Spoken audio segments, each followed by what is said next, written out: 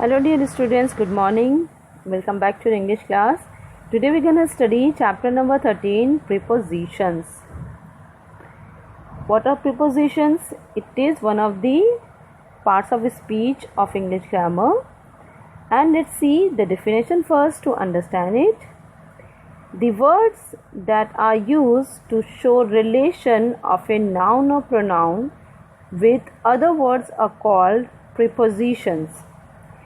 तो प्रीपोजिशंस वो वर्ड्स होते हैं जो किसी भी नाउन या प्रोनाउन का रिलेशन दूसरे वर्ड्स के साथ, दूसरे शब्दों के साथ जोड़ते हैं, ठीक है, या उसका रिलेशन शो करते हैं, बताते हैं. Let's see the examples to understand it more clearly. The fruits are in the basket. In the first example, we see that there are fruits, correct? Can you locate where are these fruits? They are in the basket. This is basket and the fruits in it. तो यहाँ पे the fruits क्या है? Noun है, correct? इनका relation show करना, the basket क्या है? दूसरा वर्ड है, another वर्ड है. तो इन दोनों का रिलेशन शो हो रहा है किस वर्ड से? With this word in. So that is why in would be here preposition. Okay, we write preposition as this. Okay, preposition. Second example, the girl swims in the pool.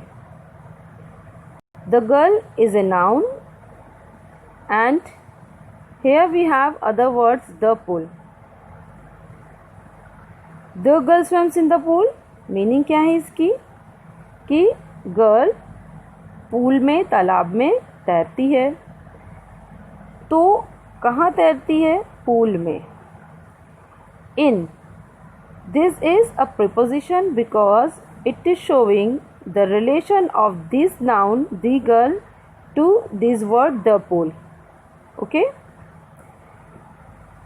The glass is on the table. This is glass. कहाँ पे है glass? Table पे. Now we use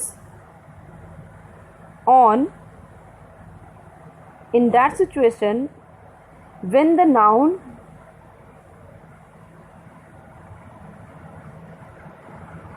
on something which touches the surface. जैसे कि आप देख रहे हो इस टेबल को, ये ज़मीन से लगा हुआ है, करेक्ट? तो इसके ऊपर ग्लास रखा हुआ है. इंग्लिश में ऊपर, किसी चीज़ के ऊपर. ओके, यहाँ आप देख सकते हो कि ये ग्लास टेबल के ऊपर है, ठीक है? तो उस सेंस में आप कौन सा प्रीपोजिशन यूज़ करोगे? On.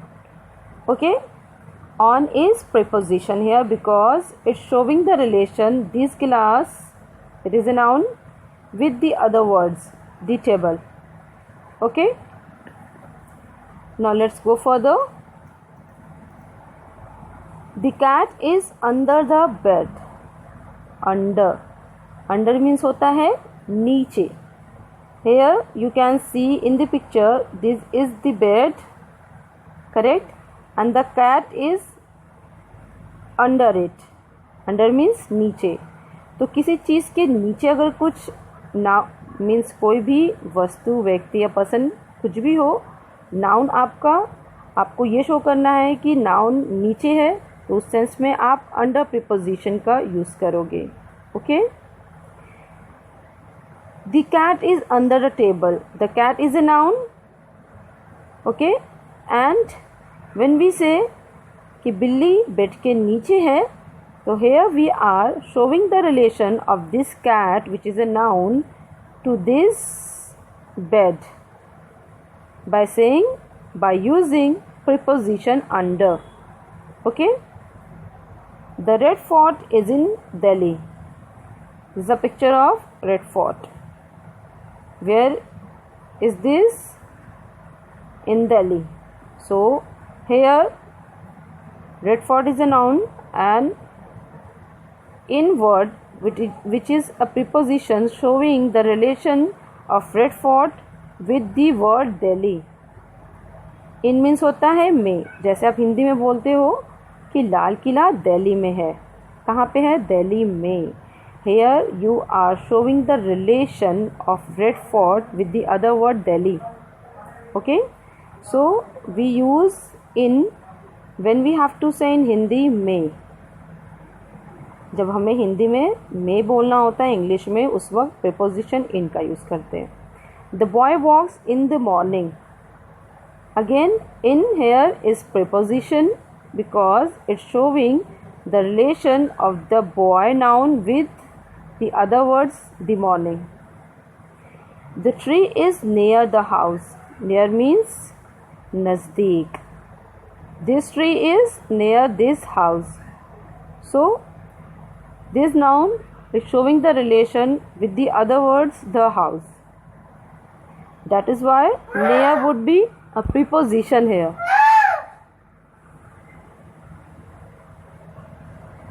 Okay, let's go further.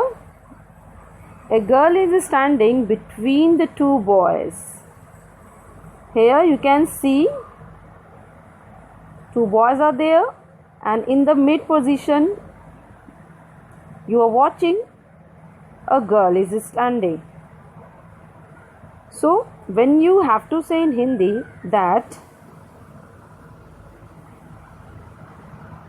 कि लड़की दो लड़कों के बीच में खड़ी है, in that sense you will use between preposition in English because between means बीच में. The Hindi meaning of between preposition is बीच में. Okay, so here between is a preposition. When someone asks you that what is the nature of between, means what kind of part of speech is this, then you should say that between is a preposition because it's showing the relation of a noun with the other words. They distribute sweets among the children. Among means बीच में, लेकिन between का use तब करते हैं जब दो लोगों के बीच की बात की जाए, और among का यूज़ तब करते हैं जब दो से ज़्यादा मीन्स बहुत ज़्यादा लोगों के बीच में कोई चीज़ बांट दी जाए. ठीक है, तो दोनों का हिंदी में जो सेंस है, जो मीनिंग है, वो हिंदी में आप बीच में ही बोलते हो. जैसे कि आपने पहला सेंटेंस बोला, व्हेन यू से a girl is standing between the two boys, एक लड़की दो लड़कों के बीच में खड़ी है, बीच में. Second sentence, they distribute sweets among the children, उन्होंने मिठाइयाँ बच्चों के बीच में बांट दी.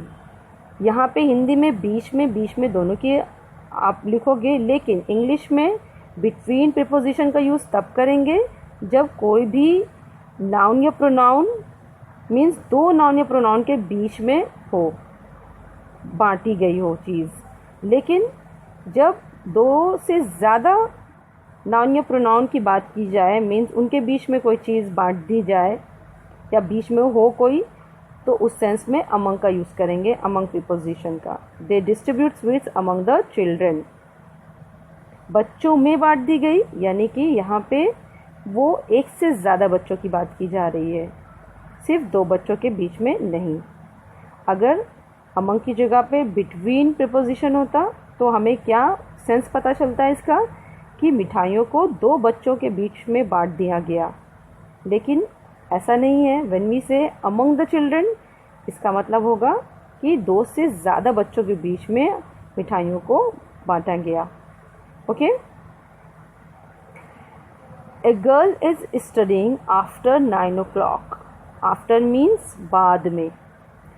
एक लड़की 9 बजे की बाद पढ़ती है. Here you can see a girl is studying. Correct? A girl is a noun and after preposition is showing the relation of this noun to the other words 9 o'clock. तो आपको preposition सारे लर्न करने हैं English में. इन prepositions को किस sense में use करते हैं और हिंदी में इनकी क्या मीनिंग होती है, ये सब कुछ आपको लर्न करना है।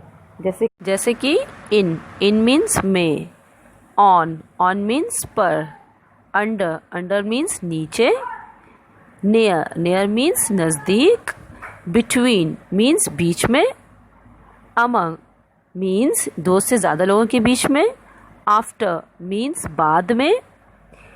Now in this row we have more prepositions as like before, पहले, late, till, by, since.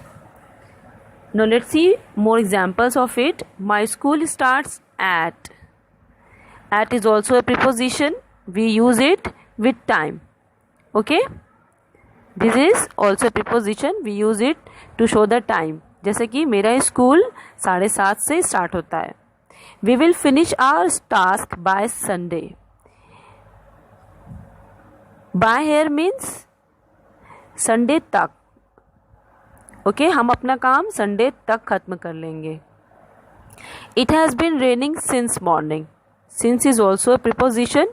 It shows the time as like सुबह से बारिश हो रही है. So since is also a preposition which shows the time. The water flows down the hills. Down means नीचे. The boy is behind the tree. Behind means पीछे. Okay? Let's go further. The shop is beside the road.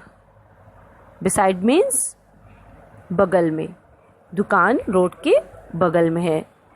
So all these are words as like at, by, since, down, behind, beside. All these are prepositions. Okay? There is a trick to learn the preposition. Let's see. Preposition of place and preposition of time. Preposition of place which shows the place. जो place से relation show करता है किसी भी noun या pronoun को, उनको preposition of place बोलते हैं. जैसे under, down, on, between, among, into, in, near, beside, behind, below, in front of, etcetera.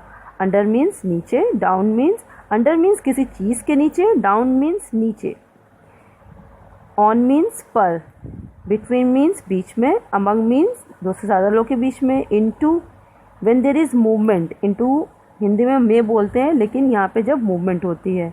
Near means नज़दीक, बिसाइड मीन्स बगल में, बिहाइंड मीन्स पीछे, बेलो मीन्स नीचे, किसी चीज़ के नीचे, इन फ्रंट सामने.